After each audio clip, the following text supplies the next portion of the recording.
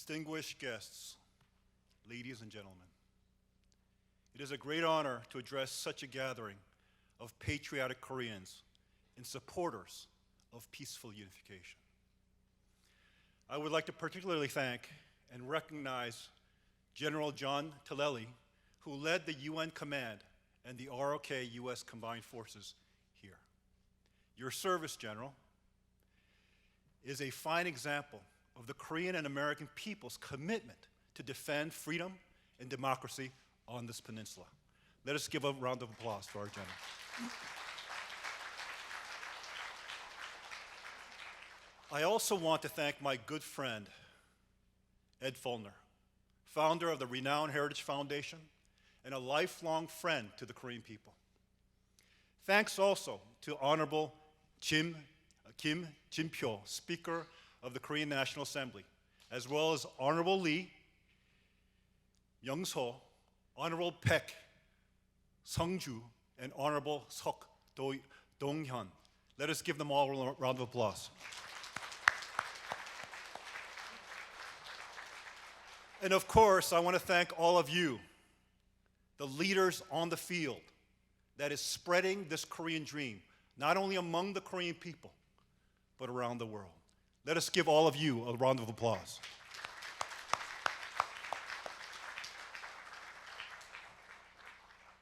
Ladies and gentlemen, to build a bright future, we must draw upon our past. Tomorrow, we celebrate Gaechonjeol, Korea's Foundation Day. This is not the anniversary of the founding of the Republic of Korea or even the Korean Declaration of Independence. Instead, it marks the beginning of our 5,000-year history in ancient Gojoseon and characterizes that moment as the opening of heaven. Thus, we, the Korean people, from our very origin, have been endowed with a special destiny to live by heavenly principles and ideals and to represent them to the rest of the world. We trace these principles for creating a just and harmonious society to the founding figure of Tangun. Most notable among them is 홍익인간, living for the greater benefit of all mankind. That, mind you, has been the spiritual touchstone and the guiding light throughout our Korean history. Let us fast forward a little over 4,000 years from ancient Gojoseon to the early 20th century. That same sense of special destiny was still alive and was expressed in the spirit of Korea's Samil independence movement and the aspirations of its Declaration of Independence. The 1919 Samil movement, directed against Japanese colonial rule, was the first mass nonviolent protest movement in world history. 10% of the population took part. They marched for the principles expressed in Korea's independence declaration that was inspired by then U.S. President Wilson's views on colonized nations after the end of World War I. Certainly, they wanted an end to Japanese colonial rule. But more than that, they sought to create a new nation that lived up to the highest ideals rooted in 홍익인간. They even envisioned a free Korea working together with Japan for the benefit of the region and the world. The independence leader Kim Gu expressed that sense of the Korean people's special calling in his essay, The Nation I Dream of. There he wrote, and I quote, "I wish my nation would be a nation that doesn't just imitate others, but rather it be a nation that is a source of a newer, higher culture, that it can become the goal and example for others. And so, true world peace would come from that nation." I believe that this is the 홍익인간 ideal of our national ancestor, Tangun. End quote. What became of those hopes and ideals? The path of our special destiny passed through bitter suffering. The Korean people endured oppressive foreign rule, that sought to extinguish Korea's distinctive culture and identity, including even our ancestral names. This experience has a parallel to the people of Israel during the centuries before the birth of Jesus Christ. They too suffered under foreign rule and brutal attempts to force them to renounce their divinely ordained way of life, a witness to the one God.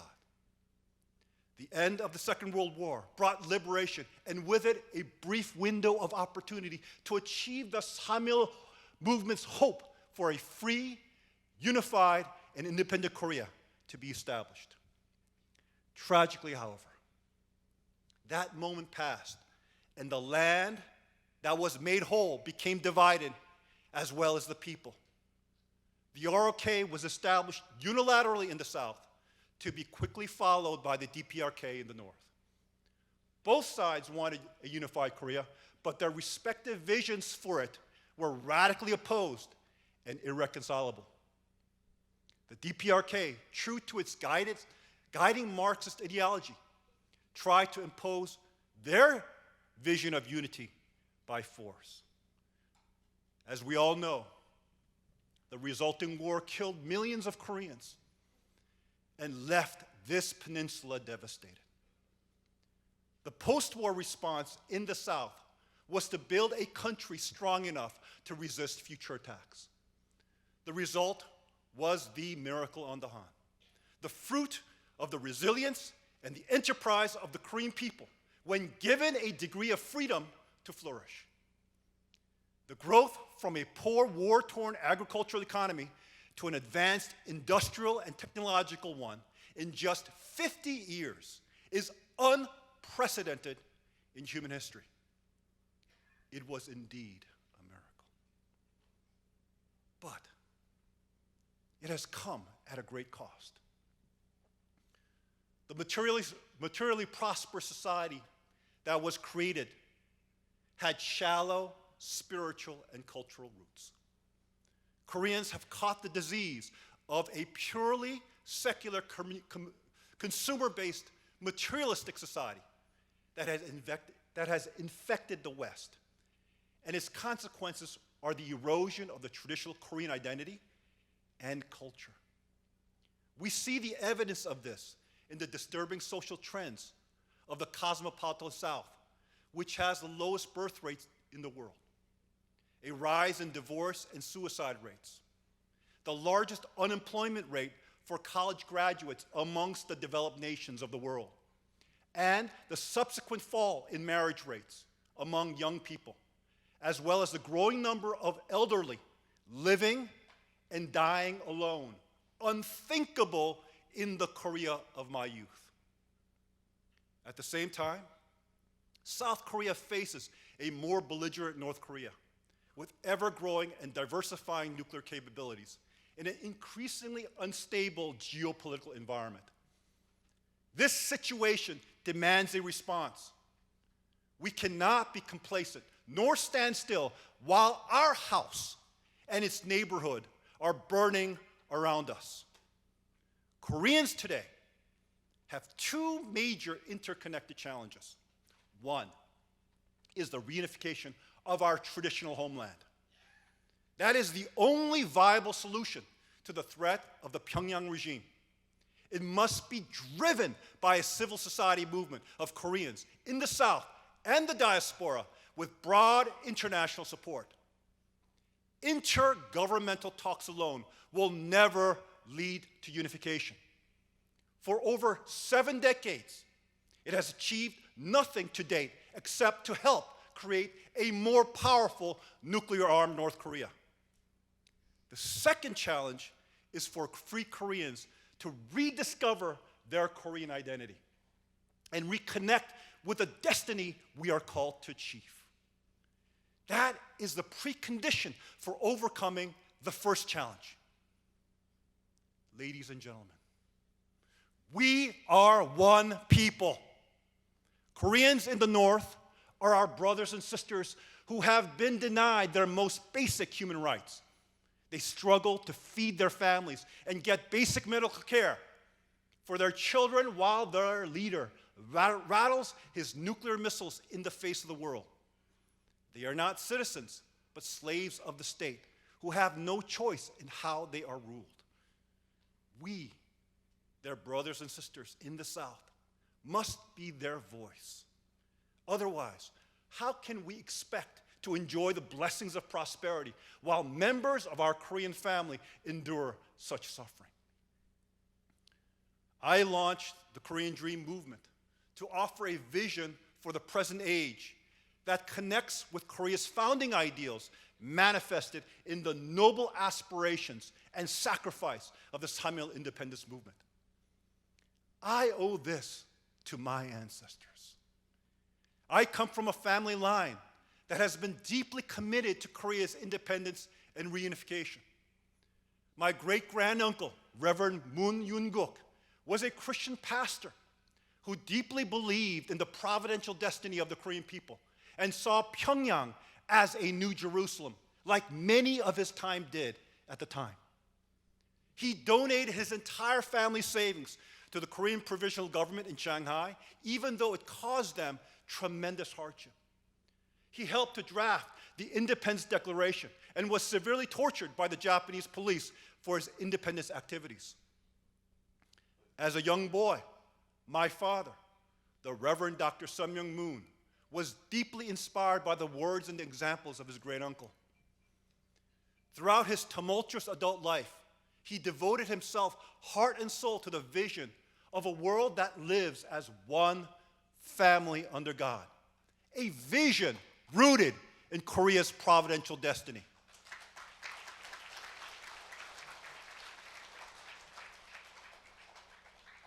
In 1991, he traveled to Pyongyang via China to meet North Korea's first ruler, Kim Il-sung. Since he was well known as a fierce critic of Marxist ideology, there was no guarantee he would ever return from the DPRK. Nevertheless, he boldly urged Kim to abandon his Juche ideology and acknowledge the providential mandate of the Korean people to create an ideal nation centered upon God. My father's groundbreaking visit opened the door to the North in the late 1990s, where significant developments in inter-Korean relations materialized, such as the efforts to unite divided families from the Korean War, open industrial and commercial investments, and led to the first visit by the South Korean president, as well as the DPRK's agreement to comply to nuclear safeguards with the International Atomic Energy Agency. Tragically, however, these breakthroughs were later reversed, leading to today's volatile and dangerous situation. This is my family's legacy that I have inherited. I wrote the Korean Dream to revive the spirit of our ancestors and to bring to fruition the unfulfilled hopes that they lived and died for. It stands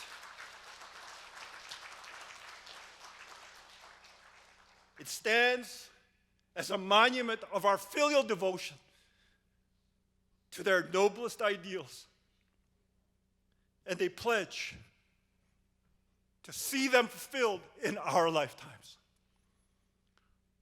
The future of Korea is being shaped within a global context that is increasingly dominated by a struggle over fundamental principles of freedom and basic human rights. The outcome of that struggle have immense and far-reaching implications. The most striking aspect of today's geopolitics is the reemergence of nation-states that aggressively assert their power both domestically and internationally. Russia invaded Ukraine, seeking to impose Putin's version of history on its neighbors by force. Similarly, China has declared its right to rule Taiwan, pressuring other nations to sever ties with that nation and threatening to seize it by force. The resulting global tension is not primarily about political or economic primacy. It arises from a historic clash over fundamental principles and values. Xi Jinping and Putin do not believe in the universal values of Western liberal democracies. As long ago as 2013, Xi issued a directive on ideology that required university professors and journalists to avoid 7 unmentionable topics.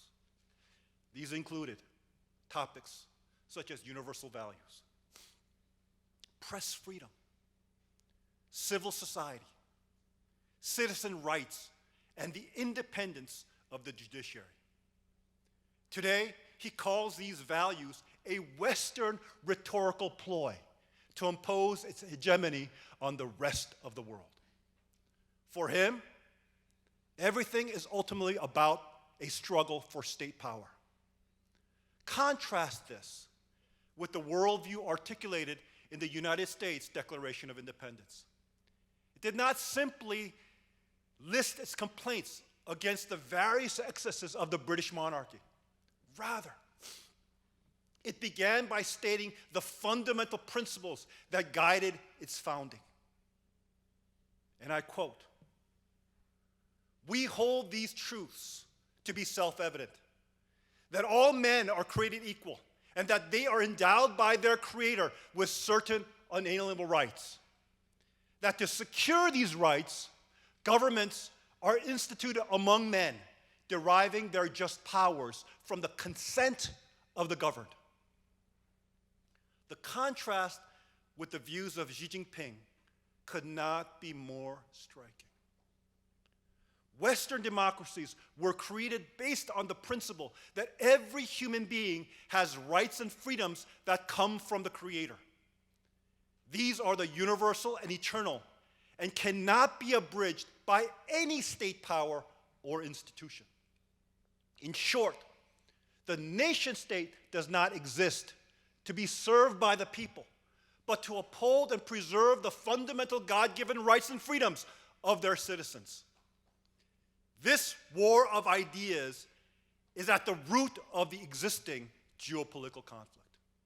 Its outcome will determine whether future generations will live in nations and regions that honor and protect universal values rooted in the classic liberal democratic ideals of inalienable rights and freedoms or not. This challenging geopolitical reality is compounded by the eroding moral authority of the US and Europe as they struggle within with their own basic founding values. The very spiritual underpinnings of the Western democracies are being undermined by neo-Marxist ideology, couched under the thin veneer of critical race theory and progressive postmodern thought. What is more troubling, however, is that this new orthodoxy is being exported to the rest of the world. Ironically, those who condemn the colonialism of the past are the same ones who are trying to impose a new radical cultural colonialism that dissolves the ethical fabric that binds traditional religious communities the world over together. In this environment, Korea has a pivotal role to play.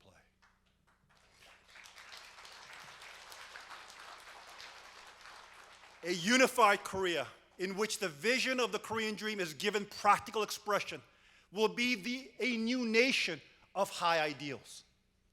It will be a powerful witness to the fundamental principles expressed in the US Declaration of Independence, as well as be deeply rooted in its own historic cultural identity. In short, it will draw on the best lessons from the West, while also looking to the ancient wisdom of Asia for new insights into the 21st century. A unified Korea that recognizes unalienable rights and freedoms endowed by God will be a model nation and a catalyst for advancing a new civilization in the most dynamic region of the world.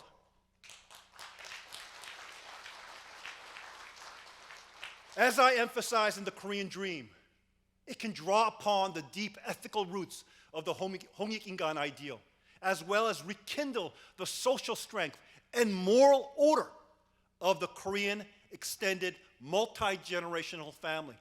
That is essential in building harmonious, cooperative communities and societies. With that underpinning, coupled with the fortitude and the resilience of the Korean people, it will become a transformative force for good in the world. Already, South Korea is unique in being the only aid recipient nation to become an aid donor. The future unified Korea will become a moral leader by overcoming the challenges of its own division, as well as offering other nations a model of development, especially in the developing global South. It offers a successful model of transformation from a poor agricultural economy into a technologically advanced and diversified modern one. Although, like many of those nations, it suffered the same exploitative, colonial and ideological past that led to its own civil war. Reunification, based on the Korean Dream framework, will restore basic human rights and freedoms to the DPRK and bring peace and security to the peninsula. Aju. In addition, it will create long-term economic benefits. The North has significant untapped mineral resources, including strategic materials that the South has the know-how to extract. Overcapacity in the sectors of infrastructure, construction, will have a natural new market for it to grow. The difficult circumstances of young people in the South will also be significantly improved. The South's increasingly aging population with a diminishing youth demographic portends an unsustainable economic reality, as the increasing welfare burdens will be borne by a decreasing tax base. The North's population, however, is the inverse of the South. Therefore, unification will not only bring peace, but will solve the social economic challenges, especially of the South, but of both Koreas. In addition, the process of developing North Korea and gradually integrating it into the South Korean economy will open many new opportunities for new creative enterprises that will harness and reward the talents of the youth here in the South and in the North. Supporting the Korean Dream will benefit not only the nation as a whole and the Korean people, but also those young people who are seeking and looking for brighter prospects on this peninsula. Ladies and gentlemen, a dream needs a movement of committed, united people to become a reality. Action for Korea United is where such people are gathered together. It is the most significant civil society movement in South Korea working for unification today. It is a dynamic people power alliance of over 800 civil society groups, overcoming the many obstacles to unite Koreans throughout the South and in the diaspora in a common cause. Yet, we have a big dream with ambitious goals. This forum and tomorrow's public rally are the first stage of a campaign to spread the Korean dream among the Korean people everywhere.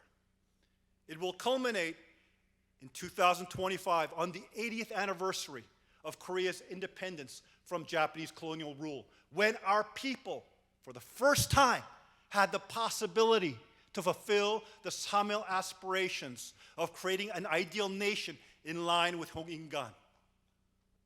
Millions will mobilize at public gatherings in towns and cities across the South and throughout the diaspora, calling for a free and unified Korea, rooted in the Korean dream that will finally achieve the hopes and dreams of our ancestors and the movement for independence, the Simul movement.